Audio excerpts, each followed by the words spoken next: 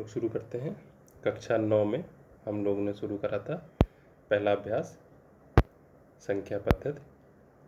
तो इसमें चर्चा हुई थी और हमने एक अभ्यास लगाया भी था। तो अब हम लोग अगला अभ्यास देखते हैं इसी में पूर्णांक। तो कुछ चर्चा हुई थी यहाँ पर संख्याओं के बारे में और फिर हम लोगों ने 4 नियम पढ़े थे, पिछले वीडियो में आप लोग देख सकते हैं। अब हम लोग चर्चा करते हैं पूर्णांक। आप लोग स्क्रीन पर देख रहे हैं। तो यहाँ पर ज़्यादातर जो है हम अंग्रेजी के अक्षर यूज करेंगे। तो पूर्णांक को हम अंग्रेजी में कहते हैं इंटीजर्स। तो यहाँ पर हम अंग्रेजी का बड़ा अक्षर आई यूज करेंगे। आई का मतलब पूर्णांक। और आगे जब चले जाएंगे तो आई प्लस आई माइनस भी मिलेगा। खैर वो जब आएगा तब बता दिया जाएगा। आई प्लस का मतलब धनात्मक पूर्णांक और आई माइनस का मतलब ऋणात्मक पूर्णांक। अब धनात्मक ऋणात्मक क्या है? यहाँ पर क्या हुआ कि पहले तो हमने गिनने वाली संख्याएं देखी और फिर जो है किसी ऐसी संख्या पर विचार हुआ जैसे कि एक समीकरण था। अगर लिखा हुआ है x प्लस 1 बराबर 0, यानी कि एक में हम क्या जोड़ दें 0 हो जाए। तो कोई भी धनात्मक संख्या जोड़ेंगे तो जोड़ने से 0 नहीं हो सकता। इसलिए यहाँ पर x का मान जो है हमारा -1 निकला। इसीलिए ऋणात्मक संख्याओं की जरूरत हमें पड़ी यहाँ पर। तो ये पूर्णांक होते हैं, इनका संधि विच्छेद करेंगे तो आपको समझ में आएगा। पूर्णांक का मतलब पूरे पूरे अंक, यानी कि 1 2 3 4 या -1 -2 -3, ये पूरे पूरे अंक हैं तो ये कहलाएंगे पूर्णांक। जैसे 5/2 लिखा है या 2.5 है तो ये पूरा नहीं है, तो ये पूर्णांक नहीं है। तो पूर्णांक हुए और कितने प्रकार के हुए? धन पूर्णांक और ऋण पूर्णांक। तो वही जो हम लोग संख्या रेखा पर चर्चा करते हैं। जब संख्या रेखा बनाते हैं, संख्या रेखा कैसे बनाएंगे हम लोग? हम सीधी रेखा खींचेंगे, उस रेखा पर जो है हम बराबर दूरी पर कई सारे निशान लगा लेंगे। कोई भी दूरी ले लें, 1 सेंटीमीटर ले लें, आधा सेंटीमीटर ले लें, 2 सेंटीमीटर ले लें। तो कहीं पर ये 0 होगा, 0 से एक तरफ बढ़ेंगे तो धन की गिनती होंगी 1 2 3 4 5 6 इस तरह से। और 0 से जब बाईं तरफ बढ़ते हैं तो माइनस की गिनती होती है, -1 -2 -3 -4 इस तरह से। तो ये सारे जो है हमारे पूर्णांकों की संख्या रेखा बनाई है। भिन्न की भी बनती है। तो ये हमारी संख्या रेखा पूर्णांकों की बनी है। दाहिनी तरफ 0 से प्लस के पूर्णांक है, 0 से पहले जो है माइनस के पूर्णांक है। ऋणात्मक पूर्णांक, ऋणात्मक पूर्णांक, धनात्मक पूर्णांक, इंटीजर्स इनको कहेंगे। तो ये पूर्णांक हो गए। अब पूर्णांकों की विशेषताएं। विशेषता के लिए जो हम लोगों ने 4 नियम पढ़े थे उन पर चर्चा हुई थी यहाँ पर। तो यहाँ हम फिर से देख लेंगे क्या क्या नियम थे हमारे।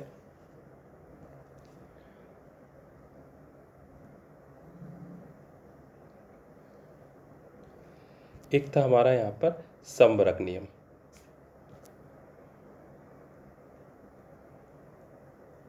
समवरक। अब समवरक नियम में क्या हुआ? समवरक नियम में हमारा क्या हुआ कि जो हम संक्रिया कर रहे हैं पूर्णांकों पर, उत्तर भी हमारा वैसा ही आए। जैसे हम 2 धन पूर्णांकों को जोड़ रहे हैं तो उत्तर भी हमारा धन पूर्णांक है। या 2 ऋण पूर्णांकों को हम जोड़ रहे हैं तो उत्तर भी हमारा जो है ऋण पूर्णांक आए, आता भी है। तो ये योग का समवरक नियम हो गया। और गुणा में भी कि अगर हम 2 धन पूर्णांकों की गुणा कर रहे हैं यहाँ पर तो उससे हमारा जो उत्तर है वो भी यहाँ पर पूर्णांक आएगा। और ऋण पूर्णांक, धन पूर्णांक या ऋण और ऋण की गुणा कर रहे हैं तो उससे भी हमारा पूर्णांक, फिलहाल पूर्णांक आ रहा है यहाँ पर, धन और ऋण से नहीं मतलब है। दो हम पूर्णांकों की गुणा कर रहे हैं, चाहे धन हो तब भी उत्तर पूर्णांक आएगा, दोनों ऋण हो तब भी उत्तर जो है हमारा पूर्णांक आएगा, एक ऋण का हो और एक धन का हो तब भी उत्तर हमारा एक पूर्णांक आएगा। यानी कि अगर हम जोड़ लगाएं और घटाना लगाएं तो इस गुणा, तो जोड़ और गुणा के लिए, योग और गुणा के लिए समवरक नियम हमारा यहाँ पर पालन करेगा। दूसरा क्या था? क्रम विनिमय नियम, यानी क्रम बदल दें। तो योग में क्रम बदलने का कोई फर्क नहीं पड़ता, यानी कि 4 + 5 जोड़ें या 5 + 4 जोड़ें, दोनों से ही उत्तर 9 आएगा, क्रम का कोई फर्क नहीं पड़ रहा।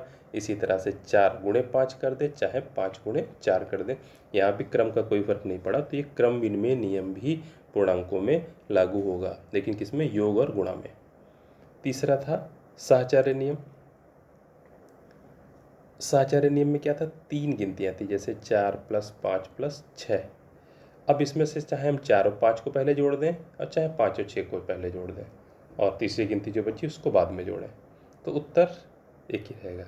जैसे 4 × 5 × 6, पहले 4 और 5 की गुणा कर दें फिर 6 से गुणा करें, या पहले 5 और 6 की गुणा कर दें फिर 4 से गुणा करें, तो इसमें कोई फ़र्क नहीं पड़ेगा, यानी क्रम 3 गिनतियों में कोई फ़र्क नहीं पड़ा, तो साहचर्य भी यहाँ पर लागू होगा। और फिर हमारा एक आता है यहाँ पर वितरण या बंटन। तो वितरण का जो नियम था वो योग पर गुणा का वितरण, योग वाला वितरण नहीं था।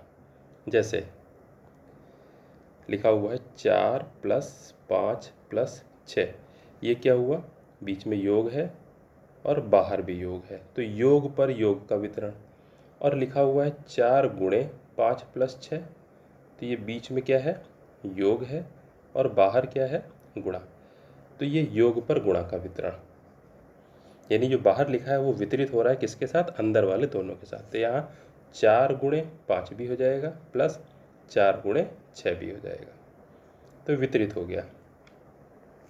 लेकिन जो योग वाले में है 4 + 5 + 6, 4 5 के साथ 4 6 के साथ, ये वितरित नहीं होगा। जैसे हम कहें कि 4 5 के साथ भी वितरित हो गया प्लस 4 6 के साथ भी वितरित हो गया, तो ऐसा नहीं होगा क्योंकि इससे उत्तर नहीं मिल रहा है। ऊपर जैसे क्या होता था 4 + 5 + 6, इनको जोड़ देंगे तो हमारा उत्तर आ रहा है 15, और यहाँ जोड़े 4 + 5 9, 4 6 10, 10 और 9 जोड़ दें तो 19, यानी कि वितरण नियम हमारा योग पर योग का वितरण काम नहीं करता, लेकिन योग पर गुणा का वितरण काम करता है। जैसे यहाँ पर 5 और 6 जोड़ दें 11, 11 और 4 की गुणा कर दें तो 44। नीचे देखें 4 और 5 की गुणा 20 प्लस 4 और 6 की गुणा 24, 24 और 20 जोड़ दें तो 44।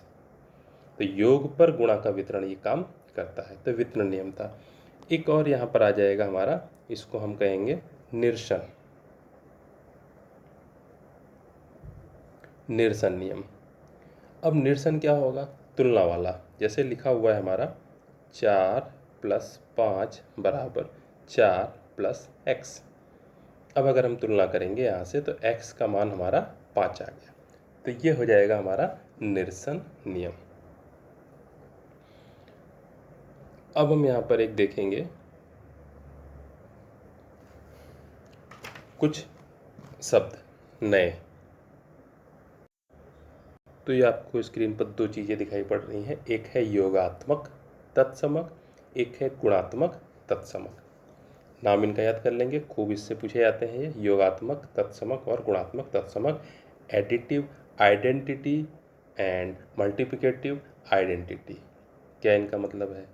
योगात्मक तत्समक मतलब ऐसी संख्या जिसको किसी भी संख्या में जोड़ने पर उत्तर वही आ जाए, यानी कि 0। और गुणात्मक तत्समक मतलब ऐसी संख्या जिसको किसी भी संख्या में गुणा करने पर उत्तर वही संख्या आ जाए, यानी कि 1।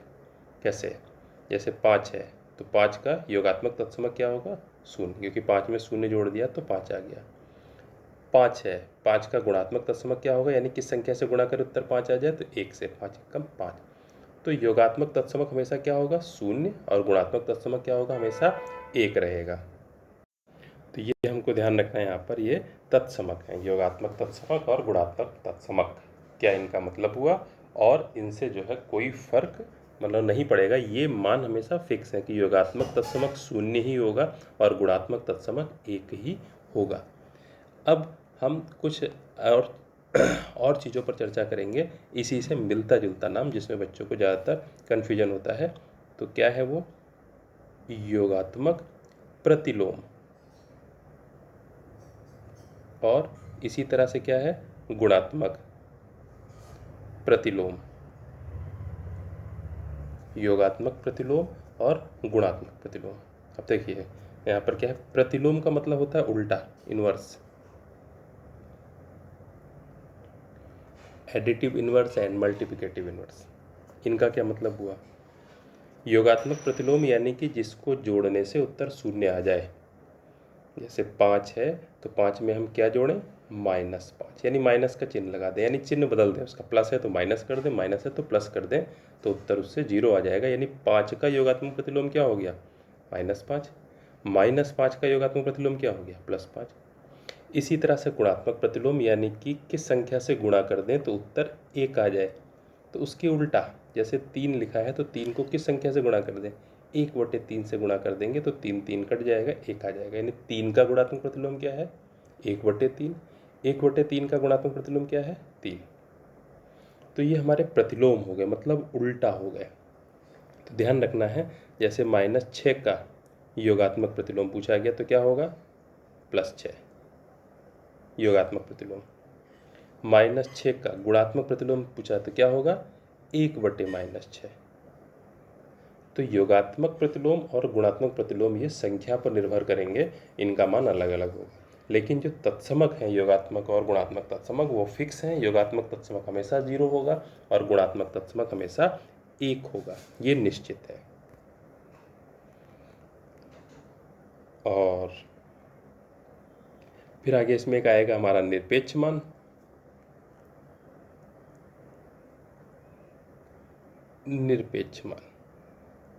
निरपेक्ष मान यानी कि न धनात्मक न ऋणात्मक। तो इसके लिए हम एक निशान लगाते हैं इस तरह से, 2 खड़ी लाइन, इसको हम मॉड भी पढ़ते हैं, मॉडुलस या मापांक। तो जैसे लिखा हुआ है मापांक 7 या मॉड 7, तो इसका मान हो जाएगा 7। अब यहाँ पर 7 के आगे न प्लस का चिन्ह है न माइनस का, कोई निशान नहीं है। जैसे -4, अभी तक तो -4 है, लेकिन -4 का हमने मापांक निकाला तो क्या हो जाएगा, 4। तो -4 का मापांक 4 हो जाएगा, तो इसको मॉड पढ़ते हैं। तो ये निरपेक्ष मान हो गया। अब इसके प्रश्न हैं, हम लोग प्रश्न पर आते हैं। तो यहाँ पर कह रहा है, जांच कीजिए कि संख्याएं -2, -1, 0, 2 योग तथा गुणन के लिए समृद्ध हैं कि नहीं। तो हमारे पास 4 संख्या दे रखी है, -2, -1, 0 और 2। अब समृद्ध का मतलब क्या हुआ कि हम जो लेकर के चल रहे हैं उन्हीं में से उत्तर आना चाहिए। जैसे हमारे पास यहाँ पर क्या है, 4 संख्याएं हैं, तो उत्तर जो है इन्हीं चारों में से आना चाहिए। और क्या हमें करना है, योग गुणा जोड़ घटाना। क्या करना है हमें, योग और गुणा, यानी कि जोड़ना है और गुणा करनी है। तो इन चारों में से कोई भी 2 संख्या लेके जोड़ के देखें। जैसे -2 और -1, इनको जोड़ें तो कितना उत्तर आएगा, -3। और -3 क्या है, ऊपर 4 संख्या में से है, नहीं है, तो ये -3 आया, जो कि ऊपर दी हुई 4 संख्याओं में नहीं है। इसलिए ये संख्याएं योग के लिए समृद्ध नहीं है, ये उत्तर लिख देंगे। इसी तरह से गुणा देखें। जैसे हम गुणा कर दें, -2 और 2 की गुणा करें तो कितना आ जाएगा, -4। और -4 तो हमारा इनमें चारों संख्याओं में नहीं है, तो उत्तर -4 आया, जो कि ऊपर दी गई 4 संख्याओं में नहीं है। इसलिए ये संख्याएं गुणन के लिए समृद्ध नहीं है, ये उत्तर हो जाएगा। तो समृद्ध का मतलब कि जो हमें दे रखा है, सिर्फ 4 संख्या दे रखी, ज़्यादा दे रखी होती तो फिर उनमें से चेक करते हैं। फिर कह रहा है अगला, पूर्णांकों में योगात्मक प्रतिलोम का अद्वितीय होना दिखाइए। योगात्मक प्रतिलोम अद्वितीय, यूनिक, यानी कि मतलब क्या हुआ कि वो चीज़ बस सिर्फ एक ही है, वैसी दूसरी नहीं है। और हम लोगों ने पढ़ रखा था योगात्मक प्रतिलोम मतलब कि जिसको जोड़ने से उत्तर जो है हमारा वही गिनती आ जाए। तो ऐसा क्या होता है, सॉरी, यहाँ पर हम लोग योगात्मक प्रतिलोम की बात कर रहे हैं। योगात्मक प्रतिलोम मतलब जिसको जोड़ने से उत्तर 0 आ जाए, इसका उल्टा। अब जैसे हमने एक गिनती ली 4, 4 में हम क्या जोड़ दें कि उत्तर हमारा 0 आ जाए, तो -4, तब उत्तर 0 आ रहा है। तो यानी कि क्या हो गया, 4 का योगात्मक प्रतिलोम कितना हो गया, -4। ये भी हमने उदाहरण दिया है। या -4 का योगात्मक प्रतिलोम क्या हो गया, 4। यहाँ पर क्या कह रहा है, योगात्मक प्रतिलोम का अद्वितीय होना। अद्वितीय का मतलब कि 4 का योगात्मक प्रतिलोम -4 ही होगा, इसके अलावा कोई और गिनती नहीं हो सकती। -5 हो, -6 हो या और कुछ भी, तो ऐसा नहीं होता। पूर्णांकों के लिए बात कर रहा है, यानी कि 4 का योगात्मक प्रतिलोम सिर्फ और सिर्फ -4 होगा, इसके अलावा कुछ नहीं होगा। ये हमें सिद्ध करना है। तो हमने माना यहाँ पर कि a एक पूर्णांक है। जो हमें सिद्ध करना है तो हम एक जर्नल लेकर के चले कि एक पूर्णांक है। और बी और सी क्या है, इसके हमने मान लिए कि दो योगात्मक प्रतिलोम है, इसके योगात्मक प्रतिलोम है। अब अगर दो योगात्मक प्रतिलोम है तो मतलब कि ए में बी जोड़ दो तब भी उत्तर 0 हुआ, और ए में सी जोड़ दो तब भी उत्तर हमारा 0 हुआ। तो इसका मतलब ये हुआ कि a प्लस बी और a प्लस सी बराबर बराबर हुए। अब आ जाते हैं हम निरसन नियम पर। निरसन नियम क्या कहता है, a में b जोड़ने से वही उत्तर आ रहा है जो a में c जोड़ने से। इसका मतलब क्या हुआ कि b और c बराबर बराबर हुए।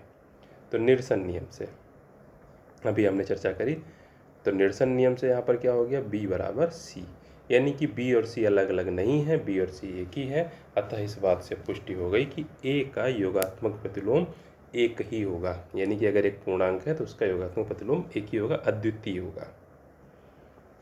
फिर अगला उदाहरण देना है कि पूर्णांकों में अंतर की संक्रिया क्रम विनिमय नहीं होती। तो हमने दो पूर्णांक ले लिए, कोई से भी, माना दो पूर्णांक कोई से भी ले लीजिए, मान लीजिए 2 और 5 है।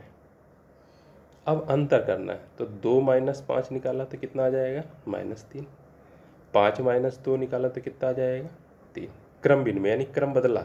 यहाँ पर हमने पहले 2 पहले था, 5 बाद में हमने क्या करा, 5 पहले कर दिया, 2 बाद में, तो क्रम बदल दिया और उत्तर जो है यहाँ पर अलग अलग आ रहा है।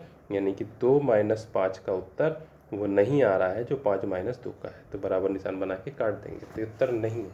इसलिए यही भाषा होगी प्रश्न की। सिद्ध हुआ कि पूर्णांकों में अंतर की प्रक्रिया क्रम विनिमय नहीं है। फिर हम देखेंगे यहाँ पर प्रश्न, निम्नलिखित पूर्णांकों के योगात्मक प्रतिलोम लिखिए उल्टा, क्या जोड़ने से उत्तर 0 हो जाएगा।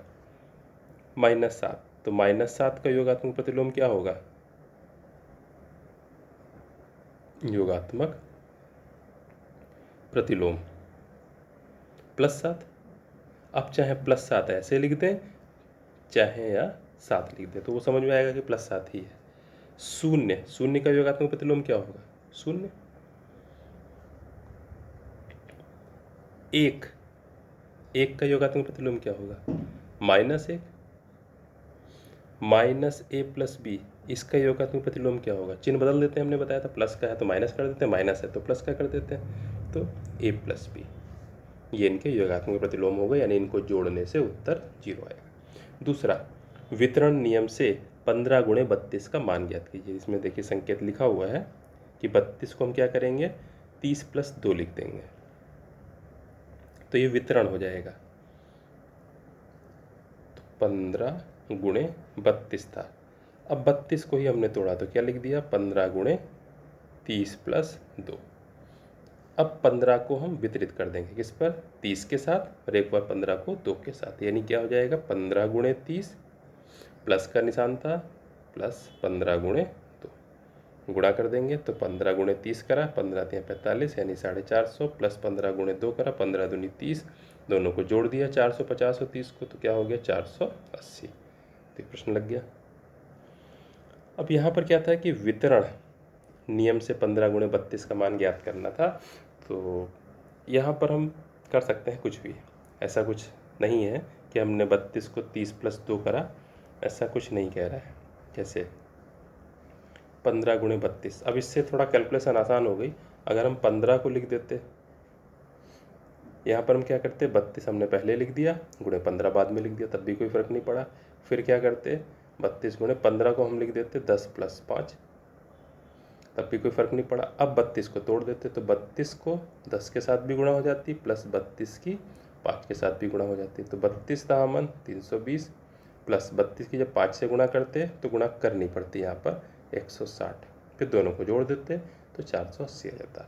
तो कोई नहीं, वितरण नियम है, चाहे जैसे भी जिसको तोड़ के लगाएं, तो इस तरह से हो जाएगा।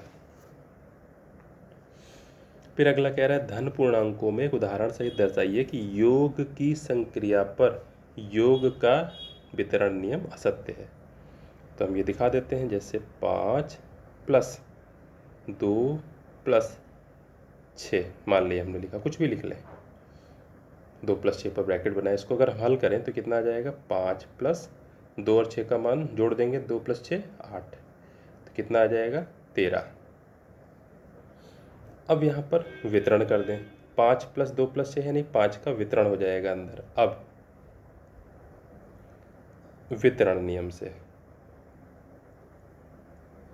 ये भाषा लिखेंगे यहाँ पर वितरण नियम से, तो 5 का वितरण करेंगे तो क्या हो जाएगा, 5 + 2, बीच में प्लस लगा था, प्लस 5 + 6, तो कितना आ जाएगा, 5 + 2 आ गया, एक ब्रैकेट में 5 + 6 आ गया, 5 और 2 7 प्लस 5 और 6 जोड़ देंगे तो 11, 11 7 18। तो इस तरह से वितरण नियम से उत्तर 18 आया, जो कि गलत है। क्यों? क्योंकि वास्तविक उत्तर हमारा 13 था, तो 18 जो आया ये गलत है। इसलिए सिद्ध हुआ यहाँ पर कि योग की संक्रिया पर योग का वितरण नियम असत्य है। भाषा हम प्रश्न से ही उठाकर लिख देंगे। फिर अगला चौथा, दर्शाइए कि पूर्णांकों में योगात्मक नियम अद्वितीय होता है। तो यहाँ कह रहा था योगात्मक नियम अद्वितीय होता है। अब योगात्मक नियम मतलब योगात्मक, यहाँ पर जो है हम आइडेंटिटी की बात कर रहे हैं, तत्समक। तो मान लीजिए एक पूर्णांक a है और a के जो है योगात्मक तत्समक